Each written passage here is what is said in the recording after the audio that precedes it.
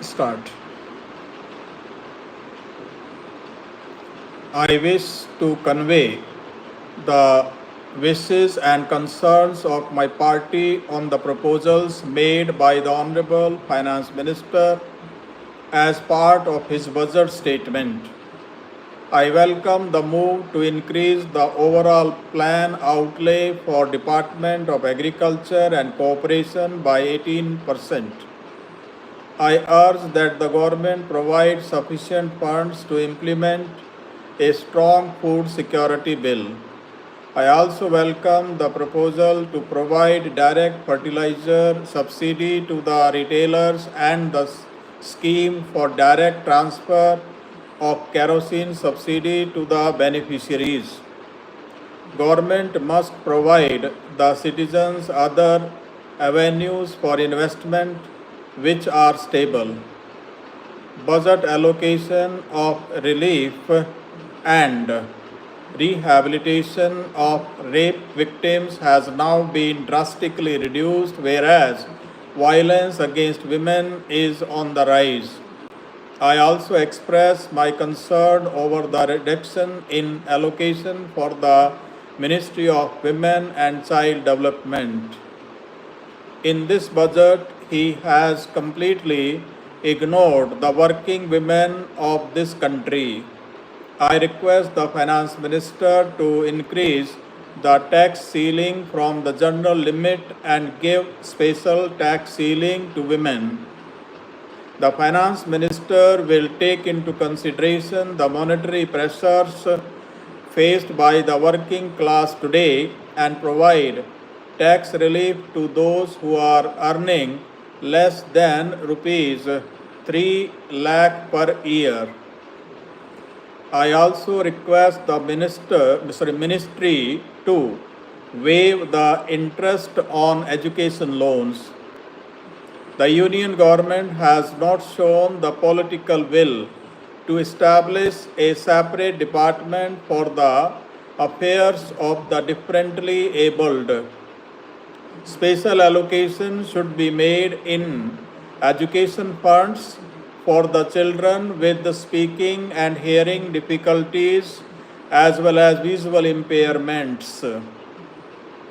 I urge the Finance Minister to rethink on disinvestment of government assets. Reduction of grants must be seriously thought over before any decision is taken.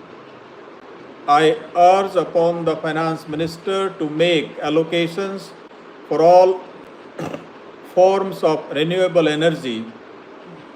Increase in customs duty on steel and hike in excise duty on commercial vehicle chassis might affect the automobile industry situated around the city of Chennai.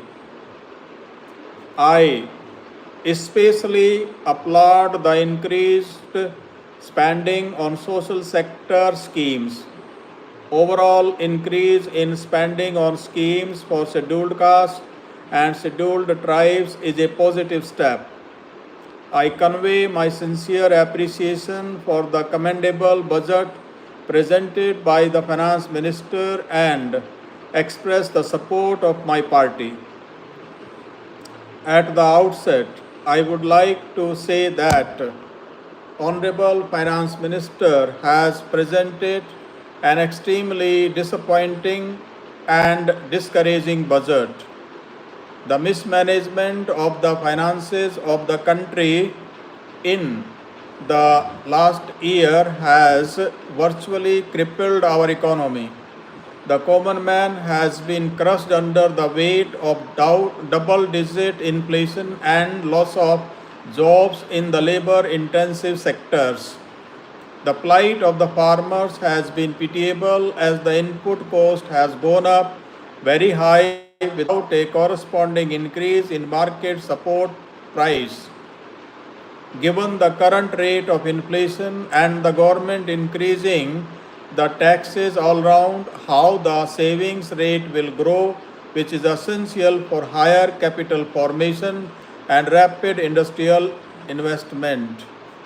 The finance minister has compounded the farmers' miseries by declaring reduced subsidies on fertilizers, which would lead to reduced consumption and hence lower yields per acre. To meet the challenges, I would have expected some out of the box thinking. The current year's disinvestment target of rupees 30,000 crore is extremely inadequate. I see no reason why the government cannot step up this target to at least rupees 1 lakh crore and thereby reduce the deficit. The government can utilize some of the land of the defense and the railways in a transparent manner and use the proceeds only for modernizing our defense and the railways. Turning to my state of Punjab, an expert committee had recommended that the centre should restructure the finances of West Bengal, Kerala and Punjab. We had to bank only on the agriculture sector, which due to centre's myopic policies has shown a sluggish growth over the years. We have been asking for a one-time grant from the centre to revamp our decaying canal system, which is over a century old. We hope that the Honorable Finance Minister would consider this request. Punjab has at least 2 sensitive border districts. Since the industry fears going to border areas, Honorable Finance Minister should consider granting tax-free status to these 2 districts of Punjab in the national interest. My state has been suffering continuously due to negligence by the central government in providing central financial assistance. The calamities have become synonymous with Odisha, and due to this we have suffered financially and otherwise. So we need more support from the central government in a federal structure. For me and for my state, this budget is a big disappointment. The budget is not at all supporting the poorer sections, farmers, producers who are really the reason behind the country's growth. If you look at the present scenario, there is a continuous and consistent price rise.